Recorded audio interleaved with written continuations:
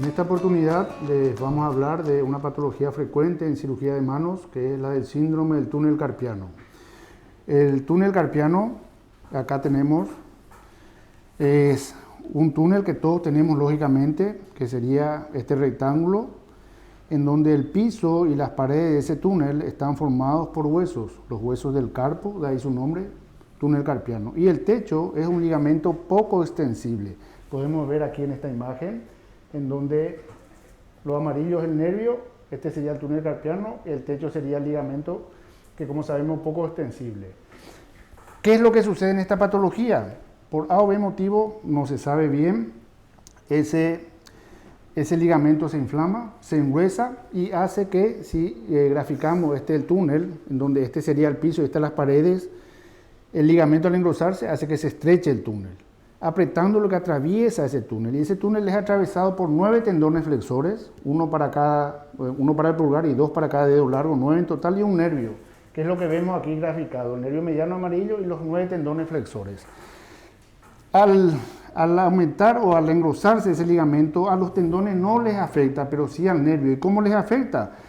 Haciendo que en la zona inervada por el nervio, que serían desde el pulgar hasta el dedo anular, la mitad del lado hacia el pulgar, le dé hormigueos, sobre todo cuando está en reposo. ¿Eso qué significa? Clásicamente a la noche. Él o la paciente, la mayoría son mujeres, se despiertan o les despierta ese hormigueo y tienen que hacer algún movimiento, ejercicio, cada una tiene su método para poder conciliar otra vez el sueño.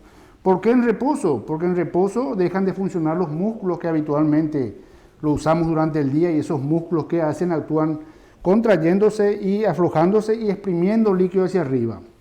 Cuando uno está en reposo no está usando los músculos, entonces se acumula líquido en el túnel, lo que estaba apretado se aprieta más y da esos síntomas. Otro síntoma clásico es, a medida que avanza la enfermedad, ya da como anestesia en los pulpejos, perdemos también la finura de los movimientos, porque al no sentir bien no podemos manejar bien, por ejemplo, prender un botón, enhebrar una aguja, etc. Y en ciertas posiciones da como electricidad. Esos serían los síntomas del túnel carpiano. Nosotros instamos a los pacientes a acudir a la consulta, porque el tratamiento de esta patología, que es bastante frecuente, repito, depende mucho de 2 factores básicamente. Uno, el tiempo de evolución, hace cuánto tiempo empezó, y lo otro sería el grado de compresión. El tiempo de evolución, cuando es menos de 3 meses de evolución, un tratamiento sin cirugía, le llamamos conservador, es posible que cure la enfermedad. ¿Eso qué significa? Fisioterapia, infiltración, medicación antiinflamatoria por vía oral, en forma local, etc. También podemos inmovilizarlo. Pero cuando pasa más de 3 meses, que es muy frecuente que los pacientes acudan ya un poco tarde a consulta, la alternativa es la quirúrgica. ¿Cómo hacemos el diagnóstico? El diagnóstico se hace así mismo como lo estamos haciendo ahora en consultorio, viendo si existe diferencia de sensibilidad.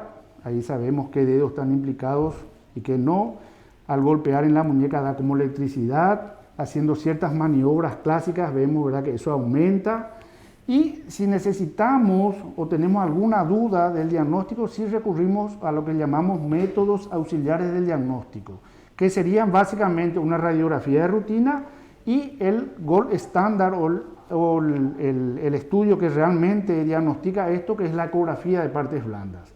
También hay una tercera opción, que es la electroneuromiografía. Es un estudio que lo hace el neurólogo. Es un poco argel para el paciente porque significa agujas y pasar corrientes, pero en casos especiales también lo hacemos, cuando tenemos duda de si la compresión del nervio mediano es aquí o más proximal. Porque hay que mencionar que el nervio mediano, igual que los otros nervios para el miembro superior, se originan en la columna cervical, todos ellos. Y en todo su trayecto puede tener algún inconveniente. Una vez diagnosticado y encasillándolo en cuanto a tiempo de evolución y grado de lesión, hacemos el tratamiento. Básicamente tenemos que decidirnos entre un tratamiento con o sin cirugía. Si decimos con cirugía, bueno, eso se hace en quirófano, con todos los cuidados de cualquier cirugía, una rutina preoperatoria, etc. La anestesia lo da un médico anestesiólogo, es una anestesia que se usa las mismas drogas de anestesia local, por ejemplo para el diente, que usa el odontólogo, pero se duerme el brazo. El abordaje es esto, el corte significa eso en la piel, es una cirugía de rutina para nosotros que hacemos la especialidad. como yo siempre le digo a mis pacientes, comparando, haciendo una traspolación, es como la apendicitis para el cirujano general. Es muy frecuente. Se usa una inmovilización durante 2 semanas en el postoperatorio y soluciona el problema. Si optamos por el tratamiento conservador, bueno, ya les mencioné algo, ¿verdad? Serían antiinflamatorios, fisioterapia básicamente, y vemos después cómo controlamos. Si mejora, ya está, se termina el tratamiento, y si no, siempre está la alternativa quirúrgica. Me olvidé mencionar que es muy frecuente, casi en el 100% de los casos, bilateral, o sea, dan las dos manos, una antes que la otra, una más que la otra. Entonces, terminando, síndrome de túnel carpiano, muy frecuente, hay que consultar, tiene un tratamiento muchas veces en forma conservadora y en algunos pocos casos o en casos quirúrgicos que resuelve el problema.